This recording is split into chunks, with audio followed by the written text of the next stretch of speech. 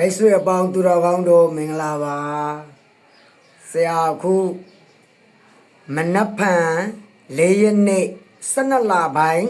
2025ခုဗမာလို1389ခုနတ်တော်လာပြည့်နေ့ကြာရောက်မဲ့လာပြည့်နေ့ကိုလောက်ရမဲ့ရတရားလေးပြောပေးပါမယ်အဲ့တော့မနက်ဖြန်ကိုနတ်တော်လာပြည့်နေ့ညနေပိုင်းနေဝင်ပြည့်မှနော်9နာရီနဲ့9နာရီကြားကိုအခုပြောတဲ့ရတရားလေးလောက်ကြပါ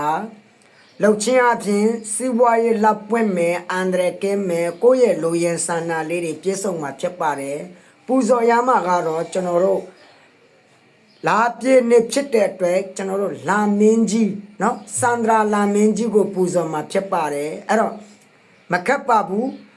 ကျွေပကံကျွေခွိုက်ကျွန်တော်တို့ရင်ရွေးချမ်းတောက်တဲ့ကျွေပကံနဲ့လုတ်ပါပို့ပြီးတော့ကောင်းပါတယ်ကျွေပကံတစ်လုံးထက်မှာကြံရည်နော်ကြံရည်တစ်ခွက်ဖះကိုကိုနေအိမ်ကိုဖះမှာပဲလုတ်ပါအိမ်နေအိမ်ဖះမှာပကံလုံးကျွေပကံလုံးနဲ့ကြံရည်တစ်ခွက်ကလူပူဇော်ပေးလိုက်ပါဒါတော့ပါပဲပူဇော်ပေးပြီးသွားရင်ဆိုရမှာကဤကနေ့ကြားရောက်တော့လာပြည့်နေ့အခါတော်တွင်အရှင်စန္ဒရာလာမင်းကြီးအားပူဇော်ပေးပါ၏ဖေယားဤတို့ပူဇော်ရသောအကျိုးအကြောင်းနော်ဖယားတပည့်တော်မသည်တကယ်လို့ယောက်ျားသားလို့ဖယားတပည့်တော်တို့သည်ဤအိမ်တာယာအောင်မြင်ပြီးအရှင်လာမင်းကြီးကဲ့သို့ပြည့်စုံသော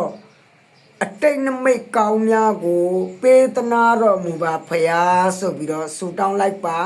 ကလူရမကကြံရည်ဆူတောင်းရမကဆရာအခုဆိုလိုက်သည့်အတိုင်းဖြစ်ပါတယ်အဲ့တော့ခုနှစ်သားသမီးအားလုံးတို့လုံနိုင်ကြပါစေအောင်မြင်ကြပါစေ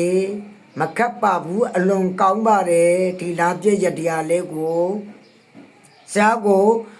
ရန်ကုန်ကမိတ်ဆွေတွေစက်တက်မယ်ဆိုရင်ဆရာခုရန်ကုန်ဟောခန့်ရောက်ပါပြီဖုန်းနံပါတ်က399256နှစ်တလေအမြဲပြောပေးနေပါတယ်နော်မနေ့10နာရီမှညနေ9နာရီအထိဟောခန့်ထိုင်ပေးနေပါတယ်ဟောခန့်လာတဲ့သူအားလုံးကိုစေတနာခြင်းနဲ့ဟောတာဖြစ်ပါတယ်ရန်ကုန်မြို့ဒေါပုတ်မြို့နယ်ကပါလာကြပါဆရာခုဒီဇင်ဘာနော်15ရက်နေ့အထိရှိပါတယ်အားလုံးအောင်မြင်ကြပါစေ